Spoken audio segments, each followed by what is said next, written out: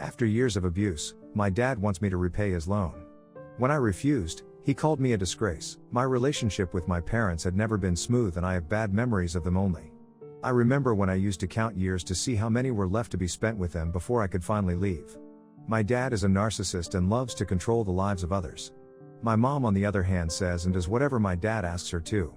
It feels like my dad has diminished her personal opinion in the years they have spent together. I was 14 years old when my dad doubted that I was dating a guy from my school and literally threatened me that he would kill me. He did not even listen to me that the guy was just my friend, and even if he was my boyfriend, why did he have a problem? My mom came to my room and told me that I was too young for things like that and she never thought I would grow up to be a S-word. I could not believe my ears. That was the time I had decided that I was going to leave the house as soon as I turned 18, as that was more than enough. My dad used to control everything in the house, and if we had to go out or were invited to a party, it depended on him if he would allow us to go or not. This made our life a living hell and all we thought about was leaving that place. I was in high school when I was hired at a superstore nearby and started earning. My dad would take every penny I had earned and would tell me that as I was staying at his place, I had to contribute to the expenses. I told him several times that I would complain to the police, to which he would reply that he would then kick me out the same day and I would end up on the streets. This was the only fear that kept me in that house and I could not take a stand for myself.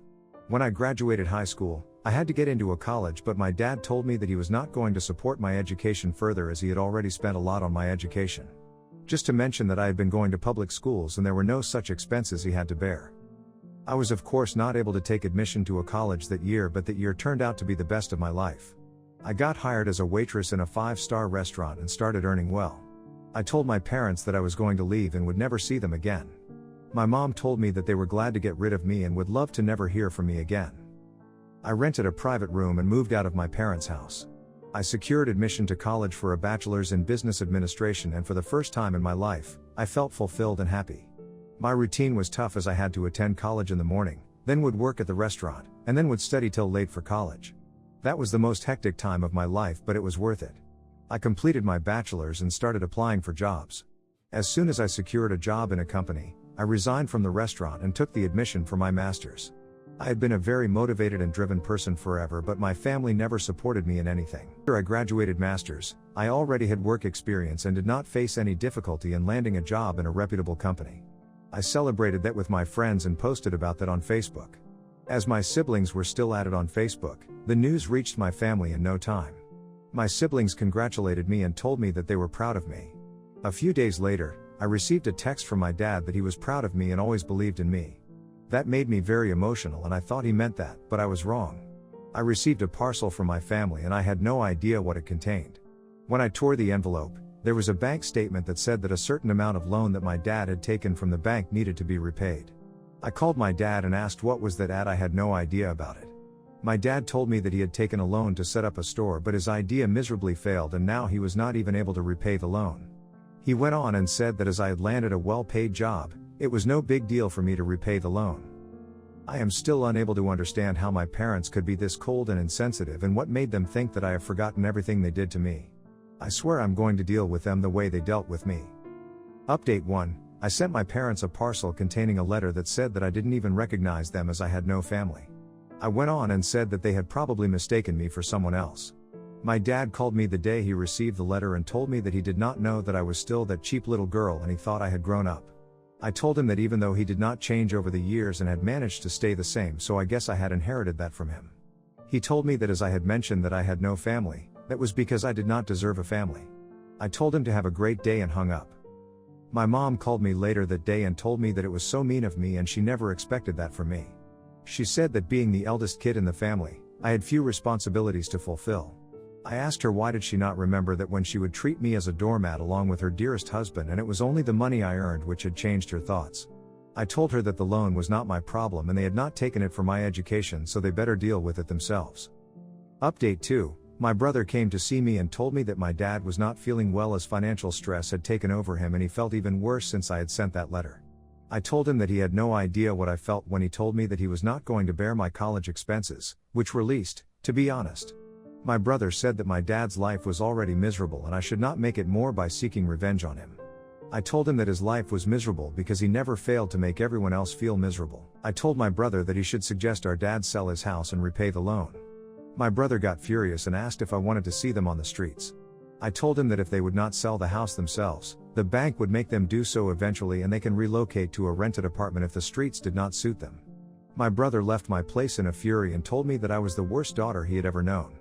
I called my dad later on and told him that I would help him, but it was not going to be a financial help, so he should not expect much. Update 3. I do not know what you guys are going to say, but the resentment I have for my family is endless and you cannot even imagine what they had put me through. I went to see my dad and took photos of the house and made sure no one got the idea of what was going on. I later on uploaded the information and the photos of the house on an app and advertised it for sale. I had given my dad's number in the advertisement so the interested people would contact him. A day or two passed and my dad called me to say that it was the worst thing a daughter would do to her parents and I was a disgrace to their family. My dad told me that he would complain to the police as I had advertised his house without his consent. I told him that I was just trying to help him and he was too mean to thank me. He told me to shut up and hung up. He did not complain to the police as I did not receive any notification. I took down the advertisement because I thought I had made them suffer enough. I cannot believe how they could expect anything from me after the years of abuse I had suffered from childhood in their house. Now they expect me to repay their loan just because I have achieved everything on my own. I swear if I had not achieved anything, they would have not even bothered to contact me, just like they did not try to reach me in all the previous years. A couple of weeks passed and my dad called me again. He asked me if I could repay a few installments only and then he would find a way to repay the rest of the loan. He also told me that he would return me the money later on. I told him that I could not do so as I was already shifting my apartment and would need money there as well. I went on and said that he should stop expecting help from me as nothing was going to change my mind. I told him that his problems were his only and just like I never reached him for help, I expect the same from him. My dad would not stop calling me and trying to emotionally blackmail me, so I had to take a step against him. I already had enough proof against my family, including that letter they had sent me and the texts I received from my mom and dad in which they were either emotionally blackmailing me or were threatening me.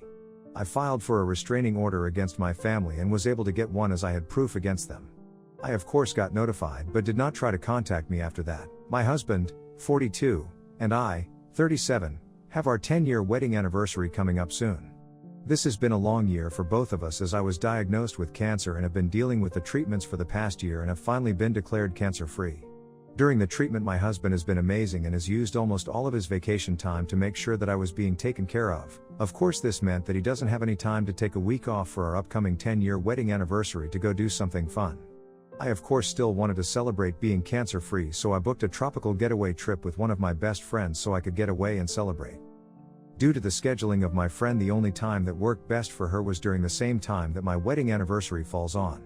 I figured this would be fine since my husband couldn't take any time off to go anywhere anyway. I told my husband that I was taking the trip after everything had been booked, and he ended up getting very upset and saying that taking the trip on our anniversary date and not discussing any of the plans with him prior to booking everything made him feel like he didn't matter. Of course this is not true. I still love him, but I really wanted to get away and have some time to have fun again.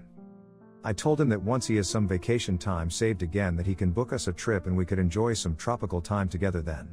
I really didn't want him to feel like he wasn't allowed to do anything fun. Am I the a-hole for planning a trip with my friend on my wedding anniversary date and not informing my husband until after everything was booked? Edit. I understand from the comments that I was being insensitive. The timing with my friend is that she really wanted to get away from the cold weather and do something warm before her job picks back up in the summer.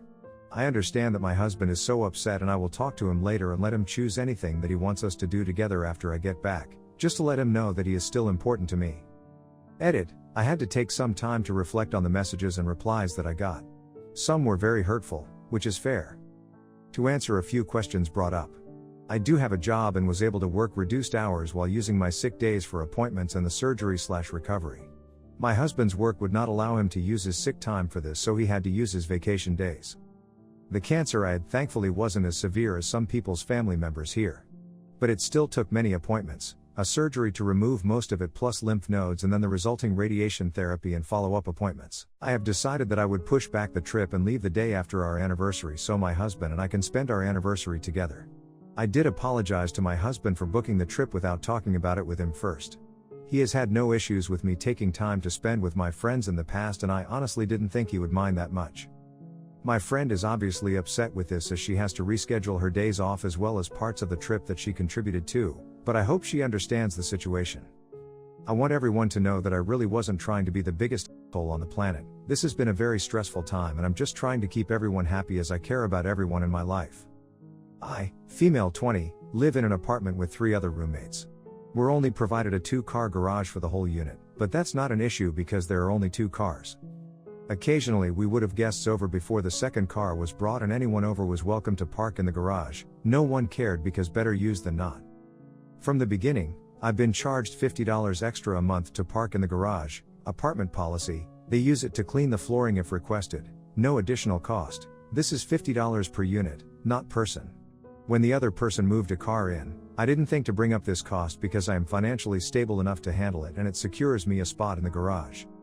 Last night I came home to find another car in my spot. I was told they had guests over while I was out for the week, but I was told they would park in the street or be gone before I came back. I came back relatively late and felt rude to bother them about moving their car, so I asked if I parked on the street if any of them would be able to give me a ride back, about a mile uphill at midnight with no lights. They said no.